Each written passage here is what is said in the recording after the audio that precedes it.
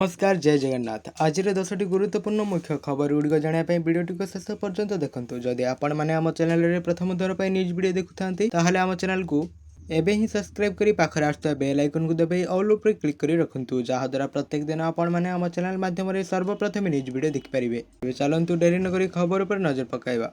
आधार card scam गोटे छोट भूल खाली करदेव आपणक अकाउंट। फ्रॉड रु बचिबाकू आपणांतु एही 4 टिप्स।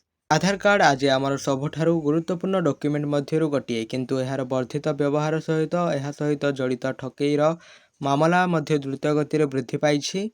गोटे छोट अवहेला आपणक संपूर्ण संचय एवं परिचय को विपद में पकाई पारे। तेणु आपणक आधार संबंधी सूचना को सुरक्षित रखिबा पूर्व अपेक्षा अधिक गुरुत्वपूर्ण हो जाइछि।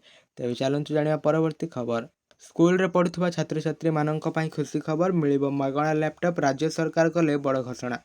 उपकृत हेबे लक्ष लक्ष छात्री छात्री, सभी को मिलिबो मागणा लैपटॉप। जदि आपण दिल्ली रे रहउछंती एवं सीबीएसई 10म श्रेणी परीक्षा देबाकू जाउछंती तेबे एही खबर आपणक पई बहुत गुरुत्वपूर्ण। जल्दी सरकार राजधानी रो मेधावी सीबीएसई छात्र छात्री को मागणा लैपटॉप देबे। मागणा लैपटॉप देवाई एक बड़ योजना आनिछंती मुख्यमंत्री रेखा गुप्ता नेतृत्व में। दिल्ली सरकार मुख्यमंत्री डिजिटल शिक्षा योजना को मंजूरी देइछंती। एही योजनार मूल उद्देश्य हेउछि 10म श्रेणी रे भल प्रदर्शन करुथिबा छात्र छात्री को प्रोत्साहन देवा। मुख्य डिजिटल शिक्षा योजना। एही योजना अनुसार प्रत्येक एकाडेमिक सेंसन टॉप 1200 मेरिटोरियस छात्र छात्री को i7 कॉन्फ़िगरेशन थिबा फ्री लैपटॉप प्रदान करा जिवो। तेबे चलंतु जानिबा परवर्ती खबर। लक्ष लक्ष सरकारी कर्मचारी को लगिला सख्त झटका, लागू हेबनी अष्टम वेतन। बजेट मिलला संकेत। बजेट 2026 पूर्व केंद्रीय कर्मचारी माने अष्टम वेतन को नहीं बड़ आशा रखिथिले, किंतु अर्थमंत्री बजेट भाषण में सीधा सड़क भाव अष्टम वेतन आयोग संपर्क में कौन घोषणा करनाहांती। एहा परे कर्मचारी मानक मध्य नुआ संदेह सृष्टि होइछि। बजेट 2026-27 रे जो खर्च संख्या दी जाइछि ताहाकू देखि अनुमान करा जाइछि जे अष्टम वेतन एही वर्ष लागू न होई पारे। तेबे चलंतु जानिबा परवर्ती खबर। आश्चर्य, आज गोटे दिन में 9,000 कमिला सुना। रूपा भी 20,000 सस्ता, आगू आहुरी खसिब जना पड़िला कारण। पुणी थरे खसिला सुना रूपा दर। 24 कैरेट सुना दर 9,050 टंका खसिला। एबे 10 ग्राम पिछा 24 कैरेट सुना दर 1,51,530 टंका थिबा बेले 22 कैरेट सुना 8,300 टंका ह्रास पाइछि। 10 ग्राम पिछा 22 कैरेट सुना 1,38,900 टंका पहुंची। सेपटे रूपा दर में बड़ ह्रास देखा मिली। रूपा केजी पिछा 20,000 टंका ह्रास पाई एबे 3 लाख पहुंची। तेबे रूपा दर शनिवार दुईटी पर्यायर 58,000 टंका कमिथिला। दिन समय प्रथमे रूपा दर किलोग्राम पिछा 45,000 टंका ह्रास पाइथिला, किंतु संध्या बेले एथिरे आउ 30,000 टंका ह्रास पाइबा फल शनिवार भुवनेश्वर बजार में केजी प्रति रूपा दर 3,20,000 टंका को खसी आसी। पूर्व रूपा दर में एत बड़ ह्रास देखा मिल नथिला। आज वो गतकाली ह्रास को देखिले रूपा दर गत 2 दिन में 1,27,000 टंका कमी जाइछे। तेबे चलंतु जानिया परवर्ती खबर। सतर्क हो जातु, एही आप पाई बढ़ुची ठकेई। फोन रे थिले एबे ही डिलीट करंतु, नचेत एक बड़ ऑनलाइन ठकेई मामला सामना को आसिबा परे गृह मंत्रालय भारत में ऑनलाइन गेमिंग आप विंजो को संपूर्ण निषिद्ध करिछि। एक तदंतरु जना पड़िछि जे आप व्यवहारकारी मोबाइल फोन रु गुप्त भाव में नकली एसएमएस मेसेज पठाउथिला।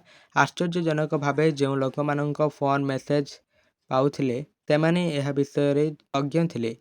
कर्तृपक्ष ठकेईर बाबद जानिबा मात्रे सेमाने तुरंत कार्यानुष्ठान ग्रहण कले एवं आप सहित संयुक्त समग्र नेटवर्क को बंद करदेले।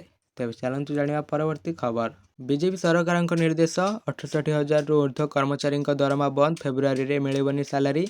ए हेउछि बड़ कारण। उत्तर प्रदेश मुख्यमंत्री योगी आदित्यनाथ सरकार सरकारी कर्मचारी विरुद्ध एक बड़ पदक्षेप नहीं।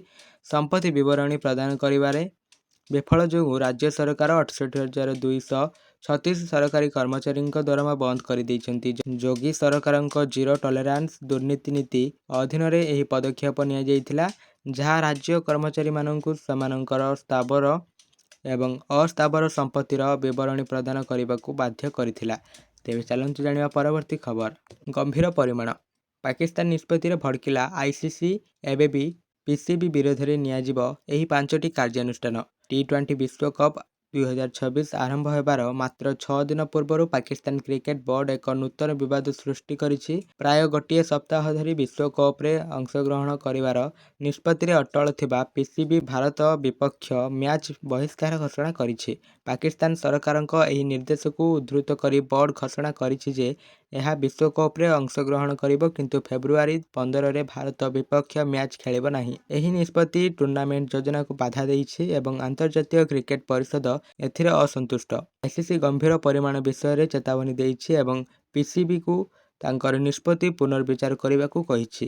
ତେବେ ଚାଲନ୍ତୁ ଜାଣିବା ପରବର୍ତ୍ତୀ ଖବର। ଖର୍ଚ୍ଚ ହେବ 1900 କୋଟି। ରାମ ମନ୍ଦିରର ବାକି ଥିବା କାମ ଏପ୍ରିଲ 30 ସୁଦ୍ଧା ସରିବ ବୋଲି କହିଲେ ନିର୍ମାଣ କମିଟିର ଅଧ୍ୟକ୍ଷ। ରାମ ମନ୍ଦିର ନିର୍ମାଣ କମିଟିର 2 ଦିନିଆ ବୈଠକ ସମାପ୍ତ ହେବା ପରେ କୁହାଯାଇଛି ଯେ ଏପ୍ରିଲ 30 ସୁଦ୍ଧା ରାମ ମନ୍ଦିରର ଅଧା ଅଧୁରା ସମସ୍ତ କାମ ଶେଷ ହୋଇଯିବ। ମନ୍ଦିର ପରିସରରୁ ନିଜ କାମ ସାରିବେ ବୋଲି କହିଛନ୍ତି। ଆନୁମାନିକ ଖର୍ଚ୍ଚ 1900 କୋଟି ଟଙ୍କା ହେବ ବୋଲି କୁହାଯାଉଛି। ତେବେ ଚାଲନ୍ତୁ ଜାଣିବା ପରବର୍ତ୍ତୀ ଖବର।